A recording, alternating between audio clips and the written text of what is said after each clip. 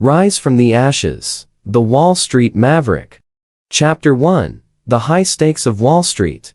In the heart of Lower Manhattan, where towering skyscrapers kiss the sky and the pulse of the world's financial epicenter, quickened by the second, Richard Sterling was a name whispered in hallowed halls.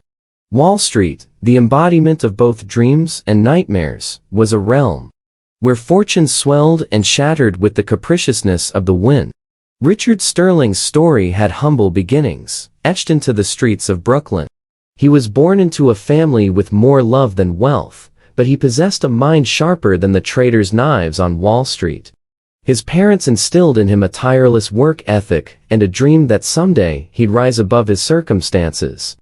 As a young boy, he'd often sit with his father, Henry, on their modest front porch, watching the stock market numbers roll across a battered television screen. "One day, son," Henry would say, his eyes alight with hope, "you'll conquer those numbers." Richard grew up with this promise echoing in his ears, and it fueled his every step. He was a relentless student, always the first to raise his hand in class, and the last to leave the library. Mathematics whispered secrets to him, and economics became his second language. By the time he reached adulthood, Richard had earned a scholarship to an Ivy League university, where he honed his financial acumen. After graduation, he was scooped up by Morgan & Bancroft, one of Wall Street's most revered investment firms. He was the youngest in the room, but his brilliance was undeniable. At Morgan & Bancroft, he watched the ebb and flow of the markets like a maestro conducting a symphony. His investments rarely faltered, and his reputation soared. It wasn't long before he was entrusted with substantial responsibility. A corner office overlooking the city, and the admiration of his peers. But as he climbed the ladder of success, Richard saw the underbelly of Wall Street, where ambition sometimes overshadowed ethics. He observed the reckless greed that led to financial crises, leaving lives in tatters. He'd hear about colleagues who shrugged off their conscience, making millions while the world suffered. One evening, as he gazed out from his penthouse apartment, the glittering lights of Manhattan below, Richard confronted a painful truth. He had become a part of the system that perpetuated this greed. It gnawed at his conscience like a relentless storm. What was success worth if it came at the cost of his principles? Chapter 2, The Dark Side of Success. It was a crisp autumn morning when Richard arrived at Morgan & Bancroft, his heart heavy with the weight of his newfound convictions. As he stepped into his corner office with its breathtaking view of the city, he knew that he couldn't remain silent any longer. He began his crusade by digging deep into the financial dealings of the firm, guided by an unquenchable thirst for the truth. The more he uncovered, the more his disillusionment grew. Insider trading, market manipulation, and fraud were the malignant tumors that festered within the very heart of Morgan & Bancroft. And at the center of it all was William Bancroft, the firm's enigmatic founder and CEO. Bancroft was a financial titan, a man whose word could sway markets and whose whims dictated the fates of thousands. To the world, he was a genius. To Richard, he was a puppeteer pulling the strings of corruption. Chapter 3, The Whistleblower.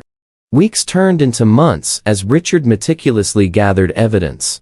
He recorded hushed conversations, archived incriminating documents, and navigated the labyrinthine web of offshore accounts. He was always one step ahead, knowing that discovery could cost him more than his career. It could cost him his life. As the weight of his discoveries grew, Richard couldn't help but feel like a solitary soldier preparing for battle. He had a plan to expose Bancroft and the rotten core of Wall Street, but he needed more than whispers and documents. He needed irrefutable evidence. One fateful night, while sifting through a labyrinthine database of financial records, Richard stumbled upon a hidden treasury and offshore account holding billions of dollars. An illicit vault teeming with the secrets of Morgan & Bancroft. He knew that this discovery could be the linchpin that would bring the entire operation crashing down. Chapter 4, The Crazy Trade. Richard's pulse quickened as he contemplated his next move. With the newfound evidence in his possession, he began to devise a daring plan. A move so audacious it would not only expose Bancroft's criminal empire, but also serve as the catalyst for change Wall Street so desperately needed.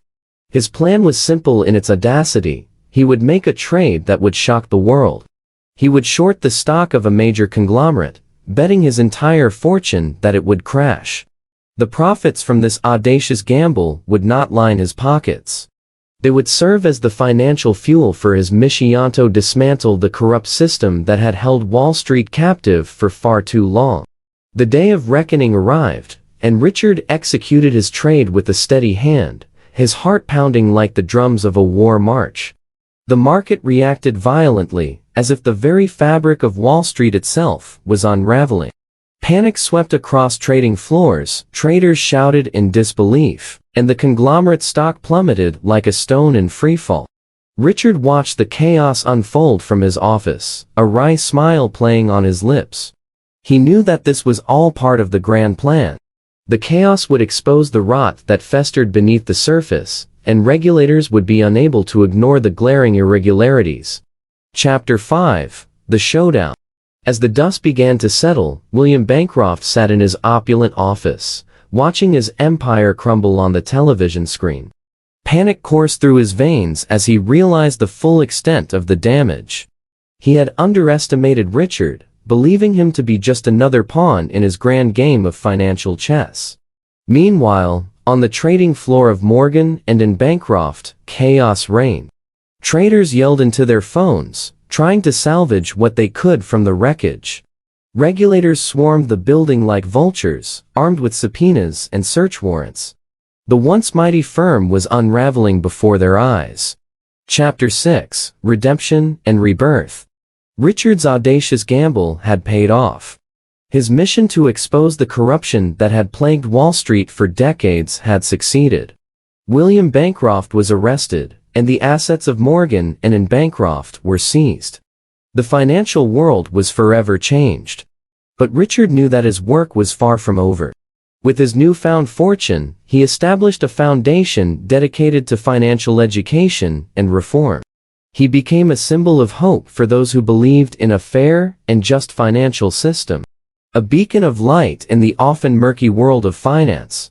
In the end, Richard Sterling had risen from the ashes of Wall Street's corruption to become a true fortune maker.